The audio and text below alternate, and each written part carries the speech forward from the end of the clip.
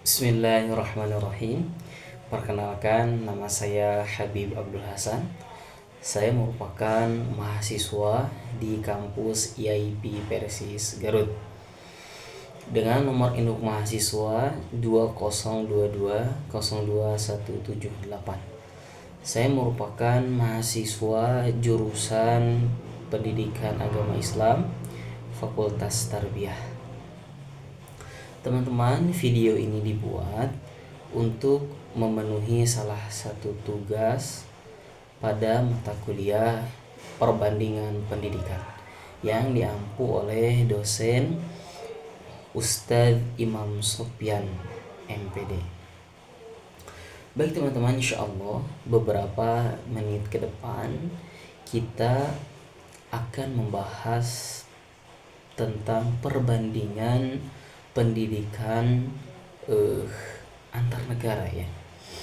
Tepatnya ada 5 negara, yaitu Jepang, Turki, Arab Saudi, Perancis, dan tentunya yaitu tanah air kita ya, Indonesia.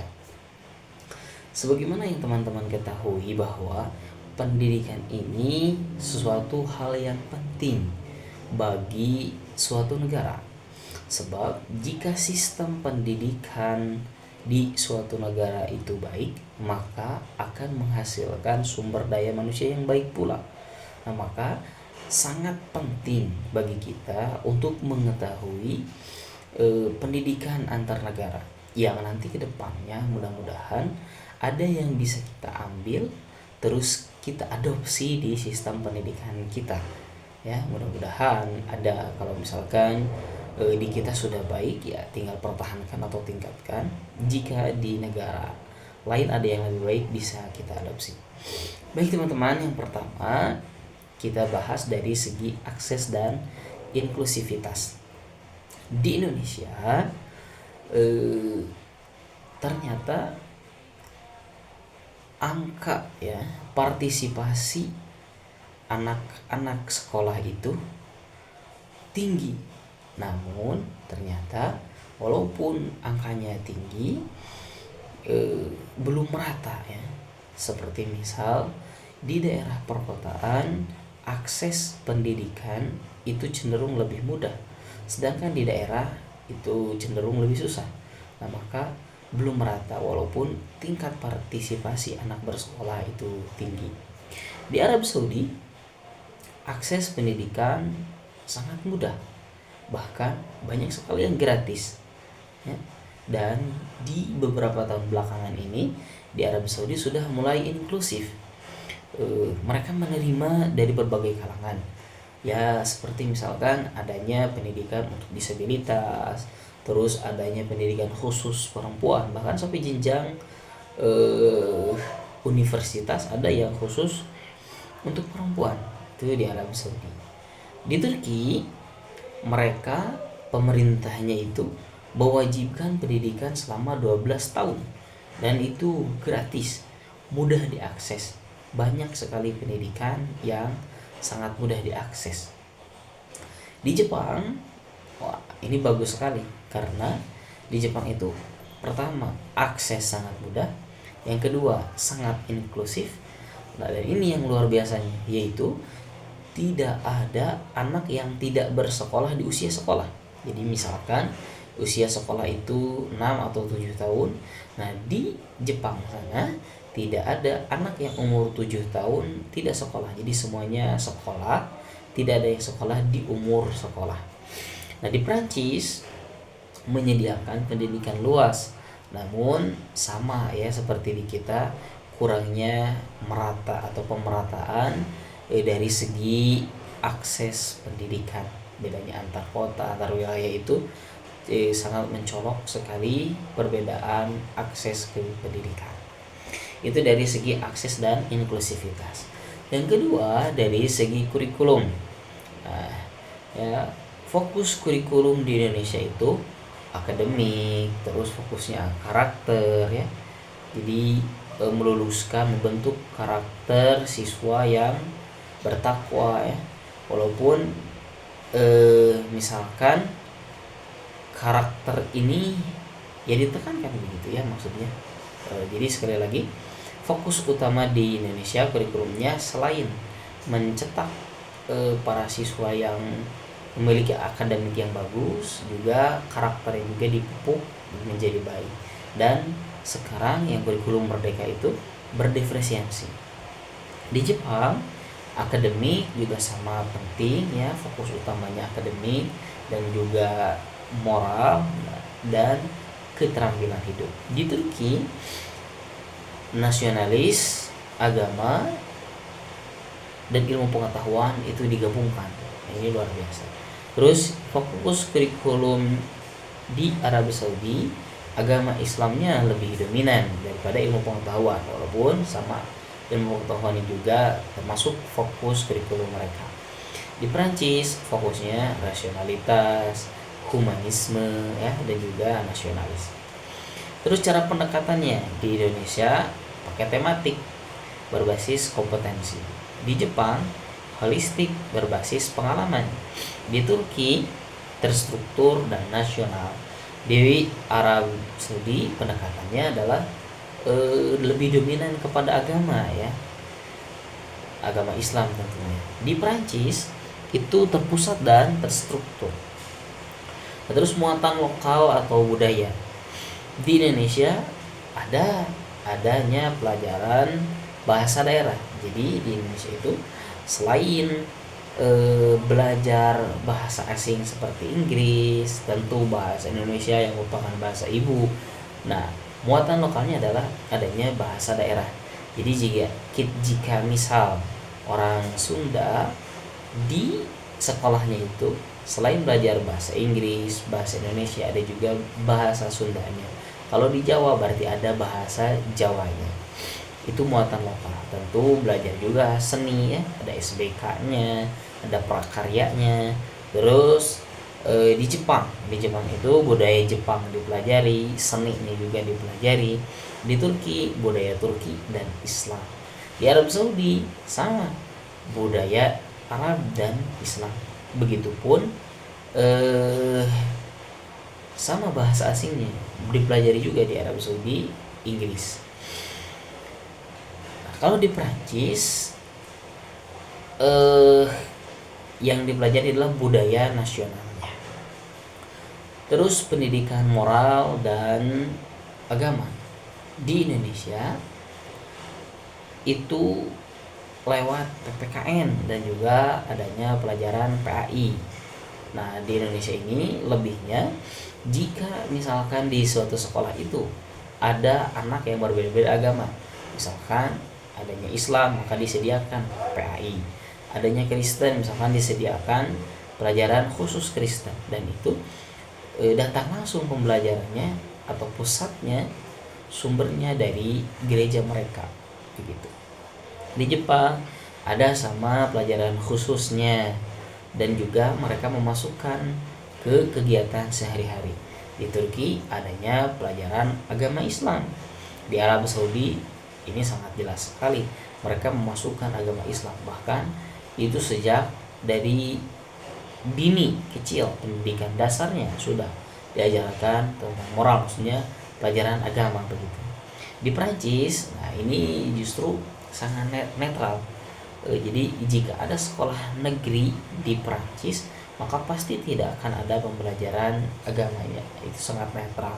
Seperti yang tadi kita sudah sebutkan bahwa fokus kurikulum mereka itu humanisme, rasionalitas, dan nasionalis. Tidak ada agamanya. Karena memang agama ini tidak dipelajari di sekolah. Nah, terus kemandirian belajarnya di Indonesia ini mulai dikembangkan seperti adanya proyek, bahkan anak kecil juga SD sudah melakukan proyek ini karena kurikulum merdeka. Di Jepang ini sudah dari dulu mereka menekankan sekali sejak dini begitu. Di Turki sedang dikembangkan sama seperti di Indonesia. Di Arab Saudi, nah kalau di Arab Saudi ini kemandiriannya sangat kurang, masih belajar itu peran gurunya masih sangat tinggi. Nah, di Prancis kemandirian belajar itu sangat ditekankan. Mereka menekankannya melalui diskusi. Terus struktur dan lama pendidikan di Indonesia sebagaimana yang sudah kita ketahui, SD lamanya 6 tahun, SMP 3, SMA 3. Nah, di Jepang juga sama seperti di Indonesia. SD 6, SMP 3, SMA 3. Nah, sedangkan di Turki ini memiliki perbedaan. Di sana SD-nya itu hanya 4 tahun, tetapi SMP-nya 4 tahun juga dan SMA-nya 4 tahun juga. Di Arab Saudi itu sama dengan di Indonesia. SD-nya 6, SMP-nya 3 dan SMA-nya 3. Sedangkan di Prancis SD-nya 5 tahun, SMP-nya 4 tahun, SMA-nya tapi 3 tahun ya. Nah, itu struktur dan lama pendidikan. Terus perbedaan dari anggaran pendidikan. Di Indonesia, anggaran pendidikan itu bersumber dari pendapatan APBN sebesar 20% sesuai amanat undang-undang. Terus cara menyalurkannya pemerintah pertama melalui BOS ya. Ada sertifikasi guru, terus adanya beasiswa KIP, LPDP. Di Jepang, sumber pendapatan pendidikan itu berasal dari pajak nasional dan lokal. Terus disalurkan melalui gaji guru, sama operasional pendidikan atau operasional sekolah, dan ada subsidi pendidikan wajib. Di Turki sama sumbernya dari APBN juga, tetapi hanya 10-13% saja. Terus disalurkan ke gaji guru, beasiswa miskinnya, dan juga pengembangan kurikulum. Di Saudi Arabia, sumber pendapatan pendidikannya dari sumber pendapatan negara, yaitu penjualan minyak dan gas. Nah, disalurkan sama sebetulnya infrastruktur sekolah, terus adanya universitas internasional, dan itu gratis ya. Beasiswa ke luar negeri itu juga sama, gratis. Banyak sekali sekolah-sekolah di Arab Saudi yang gratis, bahkan bukan hanya untuk warga Arab Saudi saja, bahkan luar Arab Saudi pun bisa merasakan beasiswa gratis sekolah di sana. Nah, terus di Prancis sumber pendapatan pendidikannya dari pajak dari pemerintah. Nah, disalurkan melalui investasi riset, beasiswa sosial seperti yang ada namanya CAF beasiswanya. Itu anggaran pendidikan. Terus kesejahteraan gurunya.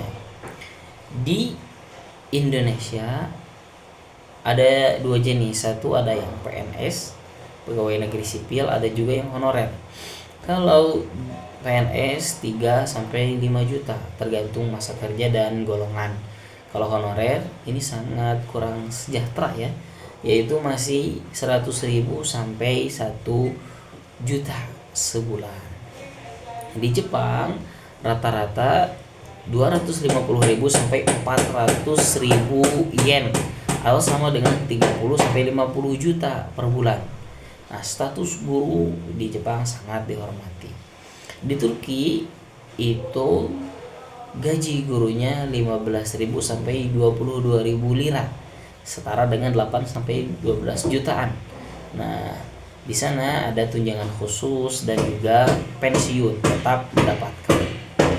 Di Arab Saudi 7.000 sampai 12.000 real atau sekitar 30 sampai 50 juta. Nah, di Arab Saudi selain mendapatkan gaji yang tinggi juga para guru mendapatkan tunjangan tempat tinggal dan kesehatan.